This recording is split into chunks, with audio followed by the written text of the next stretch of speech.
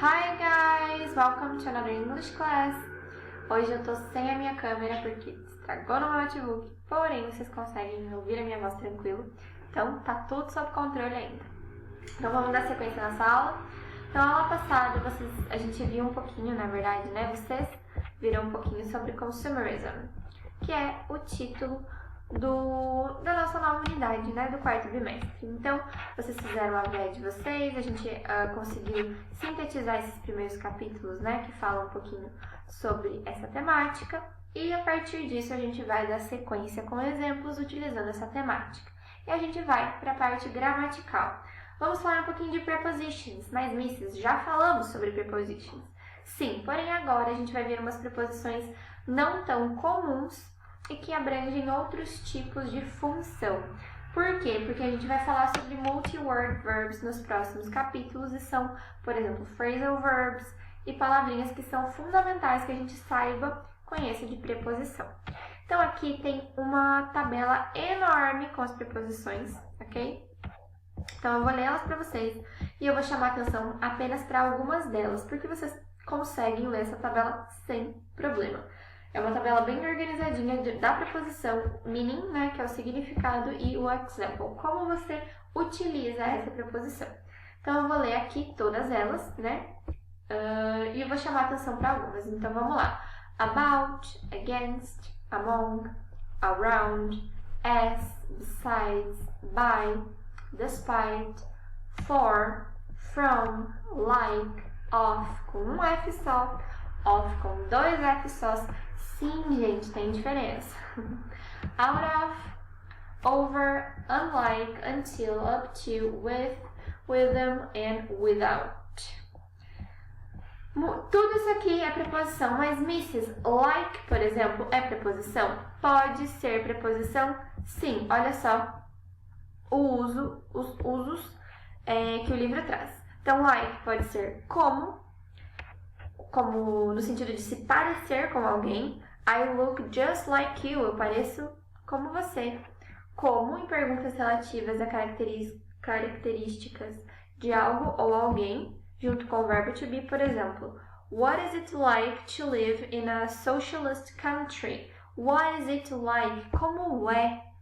Né? Como é? É literalmente isso. What is it like? How does it feel like? Como que é? Né? Como você se sente? Como é determinada sensação? Tal ou tais, por exemplo, people could have more sustainable habits like reducing consumption and carpooling. Exemplo. E vontade ou desejo?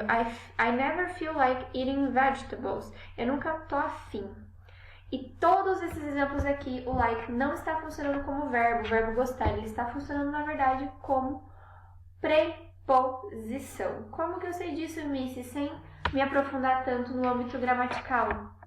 Você consegue saber isso quando você utiliza o contexto e você vai perceber muito facilmente que esse like não é um verbo, é uma preposition. Além disso, a gente tem algumas outras prepositions aqui. Deixa eu subir aqui para cima. Opa! Algumas delas, por exemplo, elas trazem a ideia de lugar ou espaço, como por exemplo, aqui, among,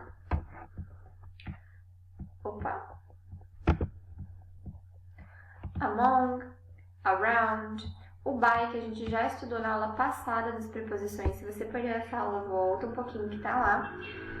Out of, tá aqui pra baixo, cadê? Out of, over e with them. São, aqui embaixo, são preposições que elas dão ideia, por exemplo, de espaço ou de tempo. Olha, vamos lá com o among. Entre mais de dois objetos ou duas pessoas. Em tradução, o among, ele é igualzinho o between, né? Entre. Porém, o between a gente usa entre duas coisas diferentes. E o among entre um grande grupo. Então, olha só. Among several brands available in the market, I always choose the cheapest ones. Então, entre várias marcas que estão disponíveis no mercado, Perceba, é entre um grande grupo só, não é entre azul e vermelho. É entre vários tons de vermelho, por exemplo, ok? Então, quando você está diferenciando um grande grupo, que é no caso aqui entre várias marcas que estão que estão disponíveis no mercado, você usa among e não between, ok? Deixa eu ver o que mais que eu acho que é importante a gente falar um pouquinho. Out of, que é uma preposição bem interessante aqui embaixo, ó. Fora de, relativa a espaço, como eu falei para vocês, espaço. Go out of this building. Turn left and you will find an amazing park. Out of, ideia de espaço, assim como among, entre, ok? E assim por diante. Guys, tem aqui também uma que é bem importante que a gente chamar a atenção. Against, todas são, né? Mas essas aqui eu acredito que seja importante para vocês. Against, contra, no sentido de oposição, tá? Relativo a disputa, oposição ideológica ou relativo mesmo a movimento. Então, ó, environmentalists are strongly against the blind consumerism. You are walking against what you are looking for. The shoes you need are on the opposite side. O primeiro dá a ideia de contrariedade no sentido de posição mesmo, né? de posição ideológica, e o segundo de sentido, né? Ok? E assim por diante, guys. Então a tarefinha de vocês de hoje é ler com calma essas prepositions aqui e comentar se vocês tiverem dúvida, claro, e também fazer o exercício que eu vou explicar. Mas antes da gente terminar essa aulinha, olha só. A preposição until, que tá aqui em cima, ó, until ou till, assim do jeitinho que tá aqui, que é as abreviações, mas quer dizer a mesma coisa, não é utilizada quando a gente se refere a quantidades ou números. Então, vamos dar uma olhadinha nessa preposição aqui.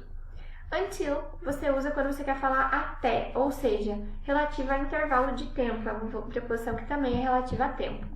My wage never lasts until the end of the month. Então, nunca dura até o final do mês, no sentido de tempo. Porém, quando a gente está falando de número, né, a quantidade ou número, você vai usar o up to. Olha só, I can eat up to 3 cheeseburgers at once. A tradução dessa frase aqui é, eu consigo comer até 3 hambúrgueres de uma vez.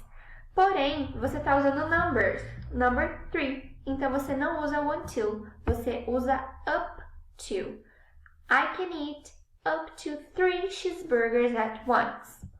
I can purchase a new smartphone which costs up to $300. Ok? Então, mesma coisa, eu estou usando número, então eu não utilizo until, eu utilizo up to. Up to. Alright? Então, agora eu vou passar a tarefinha para vocês. Guys, your homework is go to page 10. Vão lá para a página 10 e façam o exercício 5. Eu não vou subir aqui porque esse PDF tem todas as respostas, aí fica fácil para vocês. Mas basicamente é um exercício para que vocês utilizem todas as preposições do quadrinho, ou quase todas, para que vocês completem os espaços em branco. Então, super dá para vocês praticarem o uso dessas prepositions, ok? E quanto mais vocês praticarem, mais fácil vocês vão pegar as próximas aulas. Alright? Então é isso, guys. And see you in our next class. Bye!